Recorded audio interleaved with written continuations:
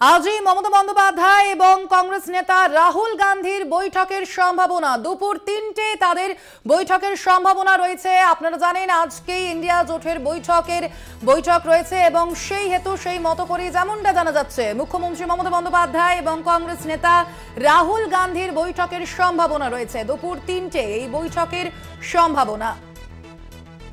মমতা বন্দ্যোপাধ্যায় এবং রাহুল গান্ধীর বৈঠকের সম্ভাবনা আজ দুপুর ৩টের সময় এই বৈঠকের সম্ভাবনা রয়েছে। একদিকে যেখানে আমরা দেখছি সংসদে আজকেও অব্যাহত রয়েছে সাসপেনশনের ধারা। আজকেও 49 জন সাংসদকে সাসপেন্ড করা হয়েছে। সেখানেই আজকেই ইন্ডিয়া জোটের বৈঠক রয়েছে এবং মুখ্যমন্ত্রী মমতা বন্দ্যোপাধ্যায় এবং কংগ্রেস নেতা রাহুল গান্ধীর বৈঠকের সম্ভাবনাও রয়েছে আজ দুপুর ৩টে থেকে। পাশাপাশি আগামীকাল মুখ্যমন্ত্রী মমতা বন্দ্যোপাধ্যায়ের সঙ্গে প্রধানমন্ত্রী নরেন্দ্র মোদীর বৈঠকের সম্ভাবনাও রয়েছে। সোমবারের পর মঙ্গলবার আজও সাসপেনশনের ধারা রয়েছে সংসদে অব্যাহত এবং আজকেও একদিকে যেমন আমরা দেখতে পাচ্ছি 49 জন সাংসদদের সাসপেন্ড করা হয়েছে 3 দিন মিলিয়ে। 3 দিন মিলিয়ে 141 সাংসদকে সাসপেন্ড করা হয়েছে এবং সেই বিষয় নিয়েই কোথাও গিয়ে মমতা বন্দ্যোপাধ্যায় এবং রাহুল গান্ধীর বৈঠকের সম্ভাবনা আছে। এই বৈঠকে একদিকে যেমনই সাসপেনশন, অন্যদিকে সামনেই লোকসভা নির্বাচন। সেই লোকসভা নির্বাচনে কিভাবে আসন সমঝোতা হবে সেই বিষয়েও বৈঠকের সম্ভাবনা রয়েছে। সেই বিষয়ে আলোচনার সম্ভাবনা রয়েছে এই বৈঠকে। মুখ্যমন্ত্রী মমতা বন্দ্যোপাধ্যায় এবং কংগ্রেস নেতা রাহুল গান্ধীর বৈঠকের সম্ভাবনা আজ ৩টের সময়। একদিকে আসন সমঝোতা, একদিকে ইন্ডিয়া জোটের আসন সমঝোতা, অন্যদিকে সাসপেনশন, সব মিলিয়ে আলোচনার সম্ভাবনা রয়েছে মমতা বন্দ্যোপাধ্যায় এবং রাহুল গান্ধীর এই বৈঠকে। দুপুর ৩টে মুখ্যমন্ত্রী মমতা বন্দ্যোপাধ্যায় এবং কংগ্রেস নেতা রাহুল গান্ধীর বৈঠকের সম্ভাবনা। আজই ইন্ডিয়া জোটের বৈঠক রয়েছে এবং দুপুর ৩টের সময় মুখ্যমন্ত্রী মমতা বন্দ্যোপাধ্যায়ের সঙ্গে রাহুল গান্ধীর বৈঠকের সম্ভাবনা। এ বিষয়ে কথা বলবো। ফোন লাইনে রয়েছেন আমাদের কলকাতা টিভির মুখ্য উপদেষ্টা সম্পাদক জয়ন্ত ঘোষাল। জয়ন্তদা, আজকেই মমতা বন্দ্যোপাধ্যায় এবং রাহুল গান্ধীর একটি বৈঠকের সম্ভাবনা, অর্থাৎ এই বৈঠকে কিন্তু কোথাও গিয়ে একটা সাসপেনশনের সম্পর্কে যেমন আলোচনা হতে পারে, তেমনই পাশাপাশি আসন সমঝোতার বিষয়েও কিন্তু আলোচনা হতে পারে।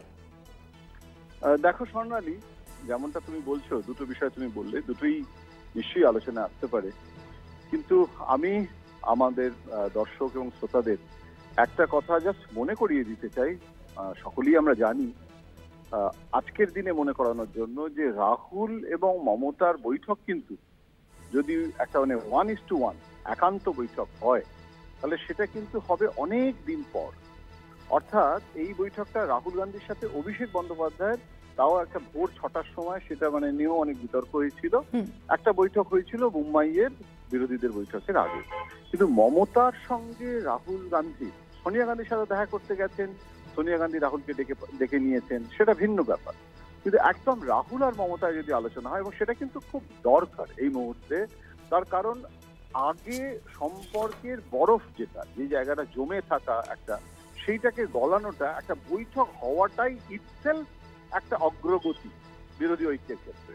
কেননা এটা নিয়ে অনেক রকমের ইগো সমস্যা, পশ্চিমবঙ্গে কংগ্রেসের নেতাদের অনেক রকমের মন্তব্য, সব মিলিয়ে পরিস্থিতিটা একটা জটিল। একবার যদি দুই নেতার মধ্যে, অর্থাৎ শীর্ষ স্থানীয় যেটা জায়গা, কেননা মমতা বন্দ্যোপাধ্যায় 7 বারের লোকসভা সদস্য এবং তিনি কিন্তু রাহুল গান্ধী থেকে বয়সেও অনেকটা বড়, সুতরাং তিনিও প্রত্যাশা করেন যে তাকে সেই রাজনৈতিক সম্মানটা দেওয়া হবে।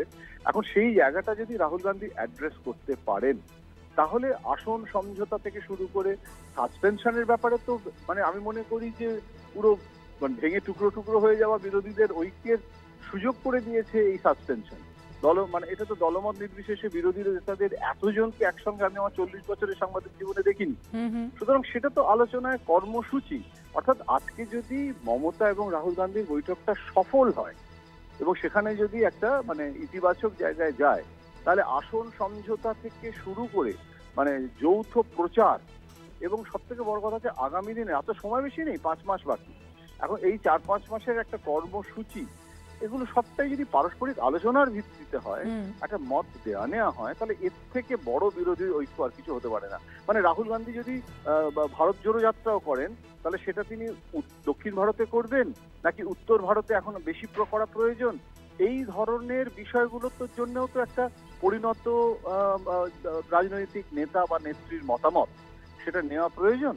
তো সেখানে কিন্তু মমতা বন্দ্যোপাধ্যায়ের উইজডম, মমতা বন্দ্যোপাধ্যায়ের যে রাজনৈতিক প্রজ্ঞা, এতদিন ধরে তিনি আছেন এবং বিজেপির সাথে একা লড়ে যাচ্ছেন একটা পশ্চিমবঙ্গের ক্ষেত্রে সব থেকে বড় একটা ব্র্যান্ড ইকুইটি, সেখানে যদি একটা পারস্পরিক দেওয়া নেওয়া হয় এবং কংগ্রেসের সাথে যদি তৃণমূল কংগ্রেসের একটা জোট তৈরি হয়ে যায় পশ্চিমবঙ্গে, তাহলে সেটা কিন্তু সংখ্যার থেকেও বড় হচ্ছে একটা সাংঘাতিক পারসেপশন বিরোধী ঐক্যের ক্ষেত্রে তৈরি হবে, যেটা ভোটে কিন্তু বেটার লেট দ্যান নেভার বলে বিরোধী ঐক্যের ক্ষেত্রে বলা যেতে পারে। স্বর্ণালী, ধন্যবাদ আপনাকে জয়ন্তদা আমাদের সঙ্গে কথা বলার জন্য। আপনাদের আবারও জানিয়ে রাখি, মমতা বন্দ্যোপাধ্যায় এবং রাহুল গান্ধীর বৈঠকের সম্ভাবনা দুপুর 3টে। সেই বৈঠকে লোকসভা নির্বাচনের আগে রণকৌশল বিষয়ে কথা হতে পারে।